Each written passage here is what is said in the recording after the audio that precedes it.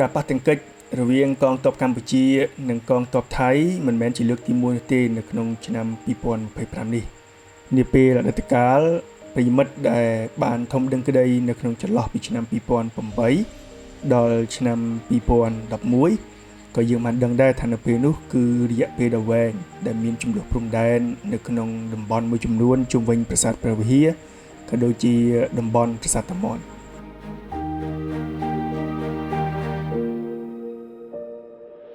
ការប៉ះទង្គិចយោធាជាញឹកញាប់នៅក្នុងចន្លោះពីឆ្នាំ2008ដល់ឆ្នាំ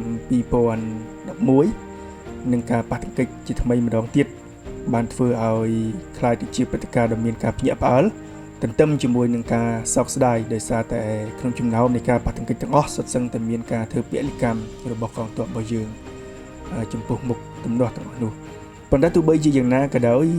កងទ័ពកម្ពុជារបស់យើងបានព្យាយាមយ៉ាងល្អនៅក្នុងការពារដែនអធិបតេយ្យរបស់ខ្លួននិងធ្វើពលកម្មប្រកបទៅដោយវីរភាពមោទនភាពនិងភាពជាវីរបុរសសម្រាប់ប្រជាជនកម្ពុជាសម្រាប់ការពារដែនអធិបតេយ្យរបស់ខ្លួន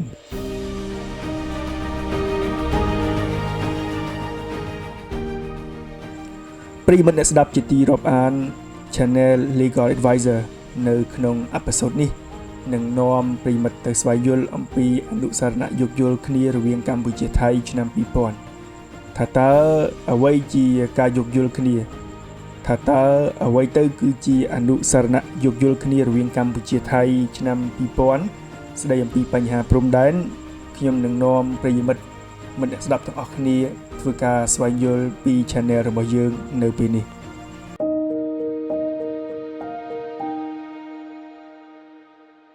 អនុសារណៈយោគយល់គ្នារវាងប្រទេសកម្ពុជានិងប្រទេសថៃស្ដីពីការវាស់វែងនិងខណ្ឌព្រំសីមាដែនគោក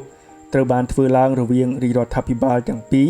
នាថ្ងៃទី14ខែមិថុនាឆ្នាំ2000ដើម្បីកាត់បន្ថយជម្លោះនៅតាមបណ្ដោយព្រំដែននិងពង្រឹងបន្ថែមទៀតនៅទំនាក់ទំនងអន្តរជាតិទ្វេភាគីរវាងប្រទេសទាំងពីរជាពិសេសគឺសម្រួលដល់ការធ្វើដំណើរនិងកិច្ចសហប្រតិបត្តិការរបស់ពលរដ្ឋដែលរស់នៅតាមបណ្ដោយតំបន់ព្រំដែន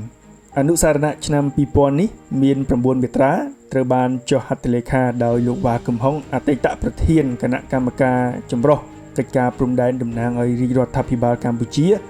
និងលោកសុខុមប៉ានប៉ារីប៉ាត្រាអនុរដ្ឋមន្ត្រីក្រសួងការបរទេសថៃតំណាងឲ្យរដ្ឋាភិបាលថៃនៅក្នុងនោះបានធ្វើឡើងចេញជា3ភាសាមានភាសាខ្មែរភាសាថៃនិងភាសាអង់គ្លេស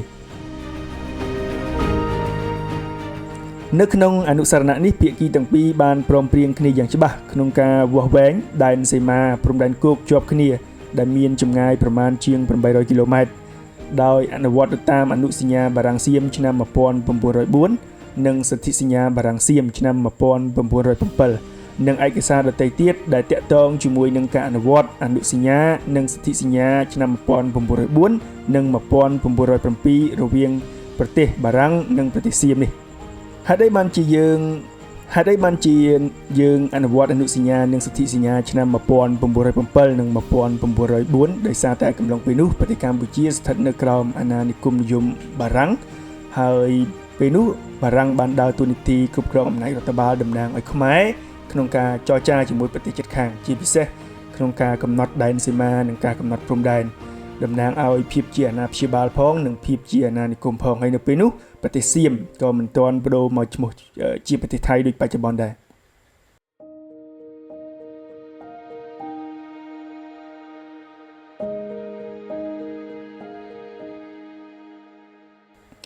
តាម MOU ការវាស់វែងនិងខណ្ឌព្រំសីមាគោកនេះបានព្រមព្រៀងគ្នាដូចតទៅមាត្រា1ការវាស់វែងនិងខណ្ឌសីមាព្រំដែនគោករវាងប្រជាជាតិកម្ពុជានិងប្រជាជាតិថៃត្រូវធ្វើឡើងរួមគ្នាដោយសំអាងទៅលើឯកសារដូចខាងក្រោម កអនុសញ្ញារវាងបារាំងសៀមដែលបានកែប្រែអត្ថន័យនៃសន្ធិសញ្ញាថ្ងៃទី3ខែតុលាឆ្នាំ1893តាក់ទងទៅនឹងដែនដីនិងការព្រមព្រៀងដទៃទៀតដែលបានចុះហត្ថលេខានៅទីក្រុងប៉ារីសនៅថ្ងៃទី13ខែខុម្ភៈឆ្នាំ1904 ខសន្ធិសញ្ញារវាងព្រះមហាក្សត្រសៀមនិងប្រធានាធិបតីបារាំងដែលបានចុះហត្ថលេខានៅទីក្រុងបាងកកនៅថ្ងៃទី23ខែមីនាឆ្នាំ1907និងពិធីសារស្តីអំពីការកំណត់ព្រំដែន ដែលជាឧបសម្ព័ន្ធនៃសន្ធិសញ្ញាចុះថ្ងៃទី23ខែមិនិនាឆ្នាំ1907ក៏បណ្ដាផែនទីដែលជាលទ្ធផលនៃកិច្ចការព្រំខ័ណ្ឌសីមារបស់គណៈកម្មការព្រំដែនឥណ្ឌូចិនសៀមដែលបង្កើតឡើងតាមអនុសញ្ញាឆ្នាំ1904និងសន្ធិសញ្ញាឆ្នាំ1907រវាងបារាំងសៀមនិងឯកសារដទៃទៀតដែលទាក់ទងជាមួយនឹងការអនុវត្តនៃអនុសញ្ញាឆ្នាំ1904និងសន្ធិសញ្ញាឆ្នាំ1907រវាងបារាំងសៀម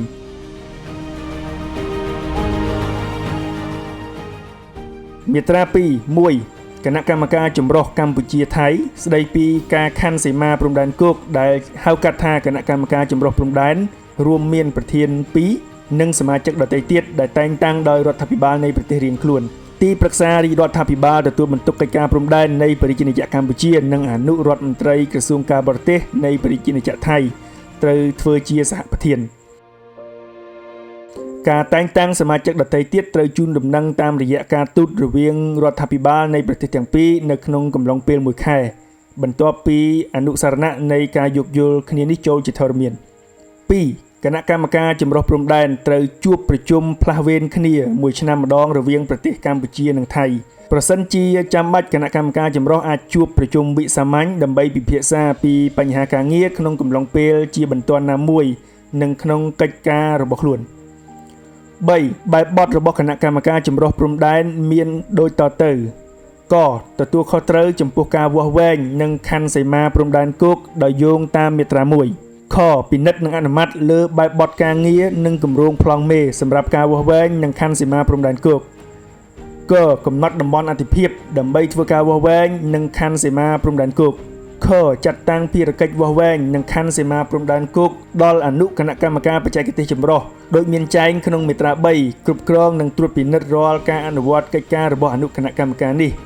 ងពិនិត្យរបាយការណ៍និងអនុសារដែលបានដាក់ជូនដោយគណៈកម្មការបច្ចេកទេសចម្រុះចផលិតផែនទីនៃតំបន់ព្រំដែនដែលបានវាស់វែងនិងខ័ណ្ឌសីមារួចហើយឆចាត់តាំងអនុគណៈកម្មការដទៃទៀតដើម្បីទទួលភារកិច្ចពិសេសណាមួយទៅតាមភាពចាំបាច់មាត្រា3 1. អនុគណៈកម្មការបច្ចេកទេសចម្រុះរួមមានសហប្រធាន2រូបនិងសមាជិកដទៃទៀតដែលត្រូវចាត់តាំងដោយសហប្រធាននិងគណៈកម្មការចម្រុះកិច្ចការព្រំដែនភាគីនីមួយៗ 2. បែបបទការងាររបស់អនុគណៈកម្មការបច្ចេកទេសចម្រុះមានដូចតទៅកពិនិត្យផ្ទៀងផ្ទាត់ទីតាំងពិតប្រាកដរបស់បង្គោលព្រំដែនទាំង73ដែលគណៈកម្មការកំណត់ព្រំដែនឥណ្ឌូចិនសៀមបានបោះកំឡុងឆ្នាំ1909ដល់1919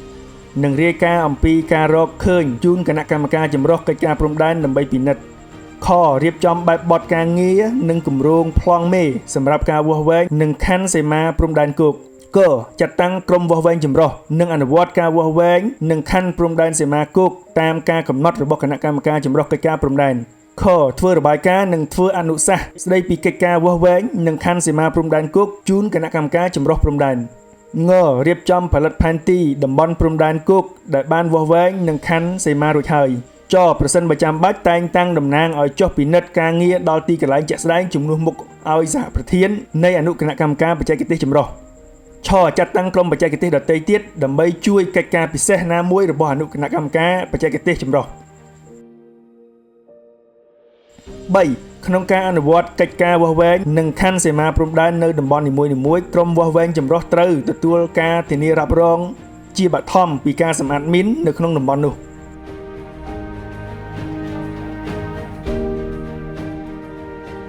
មាត្រា4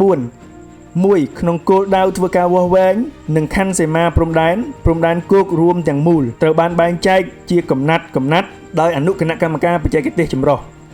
នៅពេលដែលបញ្ចប់ការវាស់វែងនិងខ័ណ្ឌសីមាព្រំដែននៅតំបន់នីមួយៗអនុសារណៈនៃការយោគយល់គ្នា1នឹងត្រូវចុះហត្ថលេខាដោយសហប្រធាននៃគណៈកម្មការចម្រុះព្រំដែន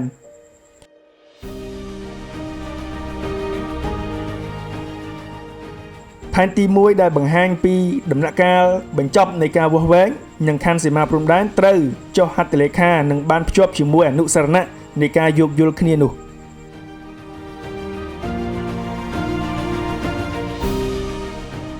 មាត្រា5ដើម្បីសម្រួលក្នុងការចុះពិនិត្យជាក់ស្ដែងនៅតាមបណ្ដោយព្រំដែនគោកត្រូវបានហាមដល់អាជ្ញាធរដែនដីនៃប្រទេសនីមួយៗ និងភ្នាក់ងាររបស់មិនឲ្យធ្វើការងារអ្វីដែលអាចឲ្យមានការប្រែប្រួលបរិស្ថាននៃតំបន់ព្រំដែននោះឡើយលើកលែងតែការងារណាដែលអនុគណៈកម្មការបច្ចេកទេសបានអនុម័តសម្រាប់សេចក្តីត្រូវការចុះពិនិត្យជាក់ស្ដែងនិងខណ្ឌសីមាព្រំដែនតែប៉ុណ្ណោះ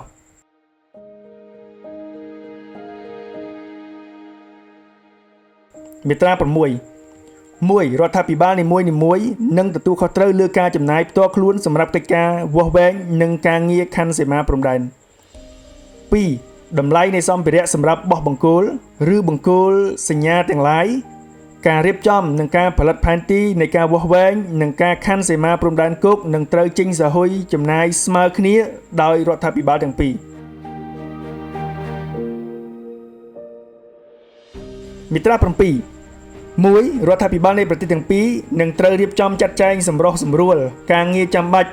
ទាក់ទងទៅនឹងការងារអន្តោប្រវេសន៍ចតល័យស័កគយដើម្បីសម្រួលដល់ការអនុវត្តវាស់វែងនិងខណ្ឌសីមាព្រំដែន 2. ជាពិសេសចំពោះឧបករណ៍សម្ភារៈស្បៀងទៅតាមចំនួនសមស្របនិងសម្រាប់ការប្រើប្រាស់ផ្ដាច់មុខរបស់ក្រុមវាស់វែងក្នុងការវាស់វែងនិងខណ្ឌសីមាព្រំដែនគោកទោះបីជាត្រូវយកឆ្លងកាត់ព្រំដែនក៏ដោយក៏មិនត្រូវចាត់ទុកវាជាការនាំចេញឬនាំចូលពីប្រទេសមួយទៅប្រទេសមួយឡើយនិងមិនត្រូវជាប់ពន្ធគយពន្ធផ្សេងទៀតទាក់ទងទៅនឹងការនាំចេញនាំចូលឡើយ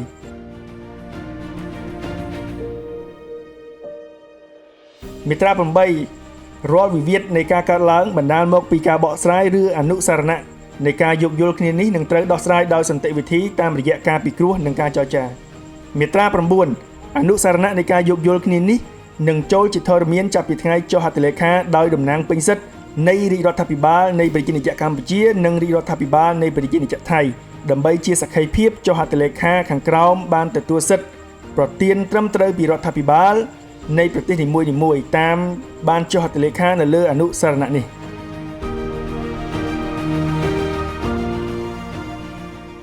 ជាមួយគ្នានឹងការស្វែងយល់អំពីអនុសារណៈនៃការយោគយល់គ្នានៅក្នុងឆ្នាំ2002ស្ដីអំពីការបោះបង្គោលព្រំដែនរវាងប្រទេសកម្ពុជានិងថៃខ្ញុំសូមបន្ថែមព័ត៌មានបន្តិចរដ្ឋាភិបាលបានសម្រេចជាផ្លូវការនិងបង្កើតក្រុមការងាររៀបចំពាក្យបណ្ដឹងនិងសំណុំរឿងផ្សេងៗទៅកាន់តុលាការយុត្តិធម៌អន្តរជាតិរួចរាល់ហើយដែលឯកសារនេះត្រូវបានសម្រេចនិងចុះហត្ថលេខាដោយទីស្តីការគណៈរដ្ឋមន្ត្រីកាលពីថ្ងៃទី6ខែមិថុនាឆ្នាំ2025កន្លងមកហើយខ្ញុំរំពឹងថាកម្ពុជានឹងទទួលបានជោគជ័យនៅក្នុងសំណុំរឿងនេះហើយយើងនឹងទទួលបានអធិបតេយ្យភាពពេញលេញកំណត់ព្រំដែនហើយយើងទទួលបានអធិបតេយ្យភាពពេញលេញនៅក្នុងការគ្រប់គ្រងអ្វីដែលខ្ញុំសប្បាយចិត្តគឺនៅក្នុងសំណុំរឿងហ្នឹងរដ្ឋាភិបាលបានបញ្ជាក់ថាគឺនឹងធ្វើការប្តឹងដោយផ្ដោតទៅលើចំណុចសំខាន់ចំនួន4ទី1តំបន់មុំ3ទី2តំបន់ប្រាសាទតាកបី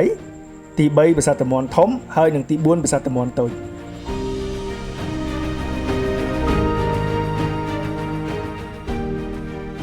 ហើយចំពោះប្រាសាទតាមាន់តូចនេះគឺកន្លងទៅនៅក្នុងការគ្រប់គ្រងរបស់សៀមមួយរយៈនេះគឺលើកឡើងតាមាន់ធំទេដែលមានអាជ្ញាធររួមគ្នាមានកម្លាំងបដាវុធរួមគ្នាខ្ញុំសប្បាយចិត្តមែនទែននៅពេលដែលខ្ញុំឮហើយខ្ញុំសង្ពឹងថា ICJ នឹងផ្ដល់យុត្តិធម៌ហើយនឹងប្រគល់នៅមរតកដូនតាខ្មែរពីសម័យមហានគរមកឲ្យប្រជាជនខ្មែរវិញហើយប្រជាជនខ្មែរនឹងក្លាយទៅជាម្ចាស់ពេញលេញហើយយើងអាចទៅមើលប្រាសាទទាំងអស់នោះដោយអត់មានការព្រួយបារម្ភដោយអត់មានជនបរទេសឬក៏កម្លាំងបរទេសណាមើលមុខមើលក្រោយមកយើងព្រោះអីបើសិនជាវានៅក្នុងដែនអធិបតេយ្យខ្មែរយ៉ាងពិតប្រាកដកម្ពុជាយើងបានអត់ធ្មត់ណាស់ក្នុងការដោះស្រាយបញ្ហាដើម្បីទទួលបានដំណោះស្រាយជាវិជ្ជមានយើងអត់ចង់ឲ្យមានការប្រើប្រាស់កម្លាំងបដាវុធទេពីព្រោះអីការបាត់បង់ជីវិតមនុស្សគឺជារឿងដ៏គួរឲ្យសោកស្ដាយជារឿងដ៏គួរឲ្យសោកស្ដាយទាំងមនុស្សទាំងកម្លាំងទាំងប្រជាពលរដ្ឋយើងអត់ចង់ឲ្យបាត់បង់ទេហើយការចល័តតបចុះឡើងក៏យើងខាតបង់ធនធានជាតិដែរអញ្ចឹងយើងស្វែងរកយុត្តិធម៌តាមរយៈយន្តការអន្តរជាតិប៉ុន្តែបើសិនជាសត្រូវឬក៏ប្រទេសជិតខាងរបស់យើងប្រើកម្លាំងតបតឬក៏ឈ្លានពានឬក៏ប្រើប្រាស់កម្លាំងគំរាមកំហែងមកកាន់ដែនអធិបតេយ្យខ្មែរខ្ញុំក៏អត់ប្រឆាំងជាមួយនឹងការប្រើប្រាស់កម្លាំងទ័ពទប់ទល់ការពារដែរប៉ុន្តែខ្ញុំក៏អត់ចង់ឲ្យមានដែរខ្ញុំនិយាយស្មោះត្រង់នៅក្នុងចំណុចនេះ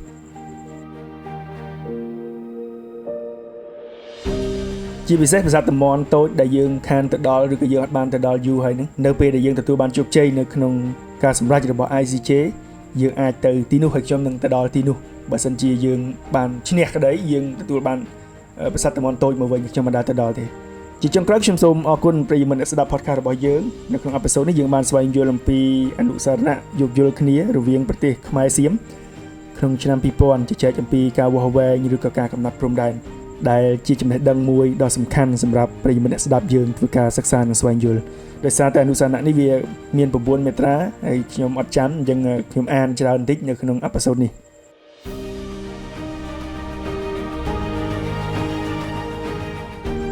វិនាទីចុងក្រោយខ្ញុំសូមជូនពរឲ្យបងប្អូនយោធារបស់យើងដែលប្រចាំការនៅតំបន់ព្រំដែន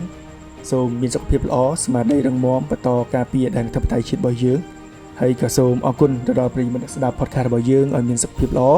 ជៀសផុតពីជំងឺនឹងកាត់នានាជាពិសេសគឺជំងឺផ្ដាសាយនៅក្នុងរដូវភ្លៀងនេះខ្ញុំបាទហេងកំហុងក៏ដូចជា Channel Legal Advisor Cambodia សូមអរគុណនិងសូមជម្រាបលាបាទ